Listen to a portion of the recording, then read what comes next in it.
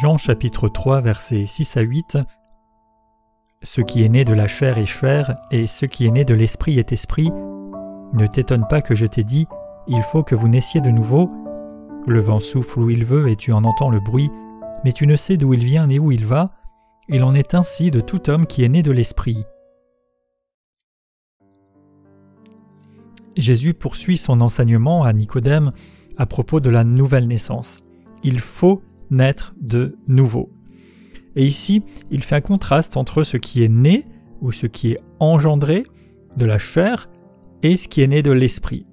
Donc la chair ici désigne ce qui est simplement physique, la nature humaine, les êtres naturels, en comparaison avec ce qui est de l'esprit, ce qui est spirituel.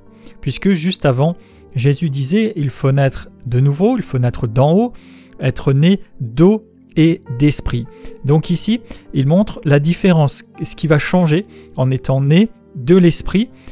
Et cela appuie encore la réalité que ce n'est pas juste quelques améliorations, quelques petites modifications que Jésus introduit et qu'il propose, mais il est vraiment question d'un changement de nature, d'un changement complet.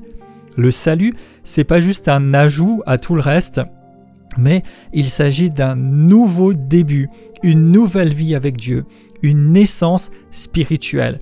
Et nous avons déjà donné plusieurs détails là-dessus dans les épisodes précédents. Et donc, ce qui est chair est chair, c'est-à-dire ce qui est physique, ce qui est naturel, par rapport à ce qui est spirituel, ce qui est de l'esprit.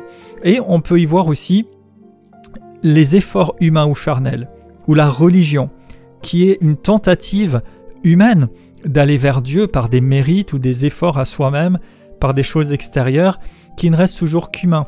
Alors que Dieu cherche le cœur, Dieu cherche une vraie transformation profonde, une nouvelle création. Et Jésus ajoute « Ne t'étonne pas que je t'ai dit, il faut que vous naissiez de nouveau ». Donc, cela aurait dû paraître évident à Nicodème qu'il faille une nouvelle nature pour pouvoir marcher avec Dieu, qu'il faille naître de l'esprit, être recréé.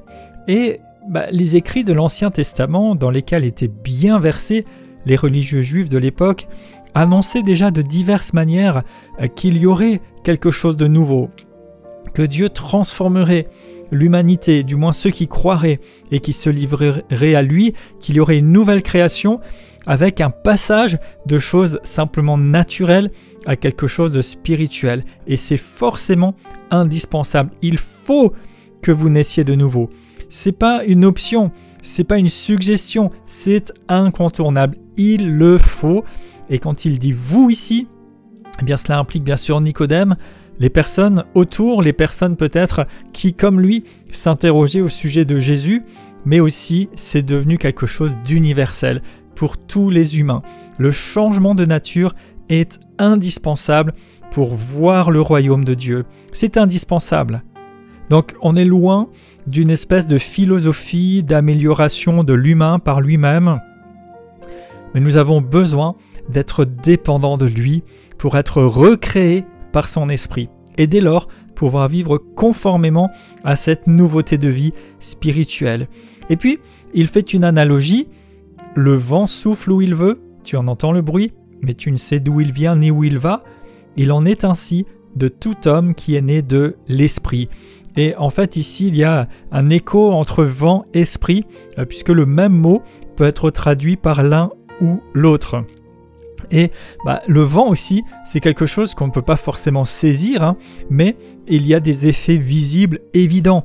Quand il y a du vent, l'herbe bouge, les feuilles des arbres bougent, parfois même des choses sont transportées alors qu'on ne le voit pas.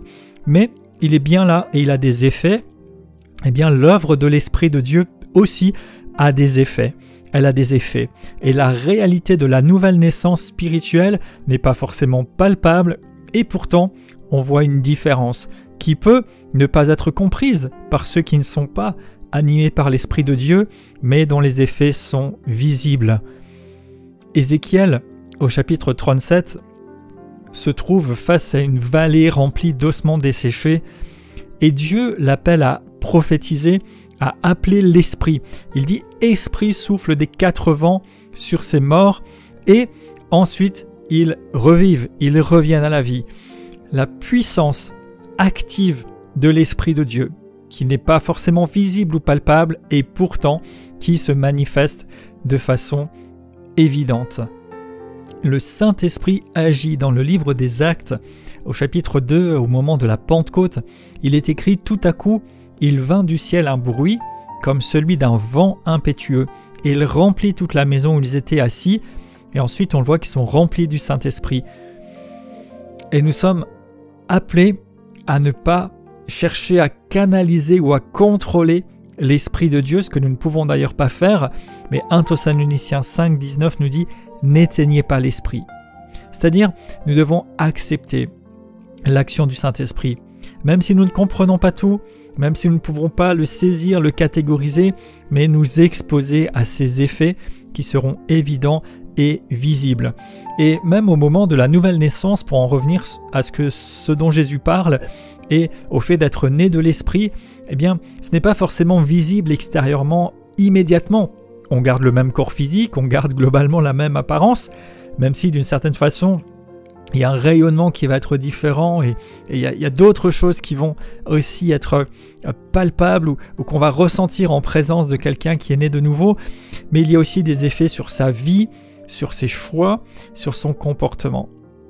Donc, les choses simplement physiques ou terrestres, c'est une chose, c'est un domaine, mais il y a aussi des choses spirituelles et celles-ci, pour les vivre, eh bien, il faut être né de l'Esprit et accepter son œuvre qui a des effets évidents. Et ce contraste encore se retrouve dans 1 Corinthiens 2, 14. Il est dit: l'homme animal ou charnel, ça dépend des versions, ne reçoit pas les choses de l'Esprit de Dieu, car elles sont une folie pour lui. Il ne peut les connaître parce que c'est spirituellement qu'on en juge. Donc il y a vraiment cette nécessité de naître de l'Esprit, d'être engendré spirituellement pour saisir les choses de l'Esprit de Dieu, pour accueillir et vivre le royaume de Dieu et sa puissance à l'œuvre. Donc, ce n'est pas une question de naissance, de race, de religion, comme juste les choses de la chair, ça c'est juste des réalités physiques, mais nous pouvons naître de nouveau qui que nous soyons, et alors ne pas seulement savoir ou connaître des choses par l'intellect, ou par ce qui est possible dans ce monde physique, mais les saisir et les recevoir pleinement pour notre salut. On voit aussi à travers ces déclarations et cette insistance qu'il ne s'agit pas de faire, mais d'être. Il est question d'une nature, d'une recréation, pas d'un ensemble d'actes, de rites et de choses comme ça. Mais bien sûr, de cette nouvelle nature, de cette nouvelle création que nous sommes, vont découler des actes et des manières d'être. Le comportement va suivre, mais il va s'aligner sur notre nature. Nous ne faisons pas des choses pour essayer d'être agréables à Dieu, mais parce que nous sommes nés de Dieu, parce que nous sommes nés de l'Esprit, alors nous agissons, nous nous comportons en conséquence. Et même dans ce monde déchu, eh bien, nous nous gardons purs dans le Christ. Notre nature profonde va se traduire dans tout notre être, nos centres d'intérêt changent, et ça c'est tellement différent du monde. Colossiens 3, versets 1 à 2, « Si vous êtes ressuscités avec Christ, cherchez les choses d'en haut, où Christ est assis à la droite de Dieu. Affectionnez-vous aux choses d'en haut et non à celles qui sont sur la terre. » Et on voit vraiment ici ce parallèle avec être né d'en haut. Nous cherchons ce qui est en haut. Galates 5, 16, « Marchez selon l'Esprit. » Nous sommes nés de l'Esprit, donc nous allons marcher selon lui.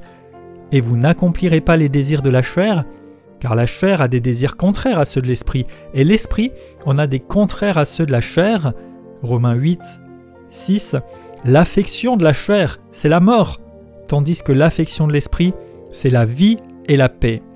L'affection de la chair est inimitié contre Dieu parce qu'elle ne se soumet pas à la loi de Dieu et elle ne le peut même pas.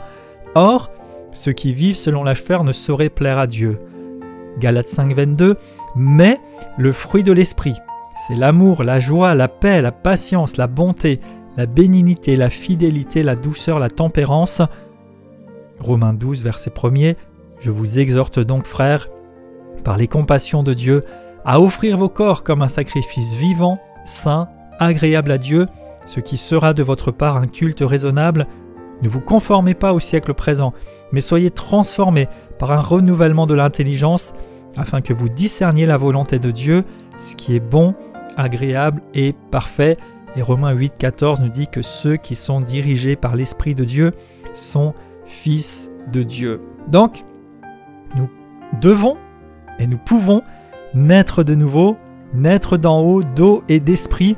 Et alors, nés de l'Esprit, eh bien, nous sommes sous l'action puissante du Saint-Esprit, comme le vent. On entend le bruit, mais on ne sait pas d'où il vient ni où il va.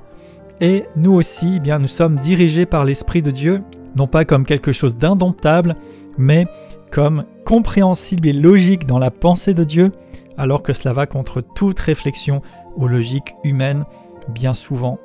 Alors je déclare dans le nom de Jésus, je suis né de Dieu, je suis né de l'Esprit, je suis animé, rempli, dirigé par le Saint-Esprit. Mes décisions, mes actions, mes comportements sont animés par la nature divine qui est en moi. Né de l'Esprit, je marche par l'Esprit, je porte le fruit de l'Esprit. Et cela peut paraître tellement incompréhensible à la pensée terrestre et humaine qui a d'autres aspirations et d'autres recherches, mais je me focalise sur la vie de l'Esprit, sur la direction divine, et tout mon être, l'esprit, l'âme et le corps sont purifiés par la puissance de Dieu et sont alignés sur sa pensée et sa volonté pour marcher à sa gloire, car je n'essaye pas de faire des choses pour être quelqu'un, mais parce que je suis enfant de Dieu régénéré, je vis conformément à cette nature, à l'honneur de mon Seigneur.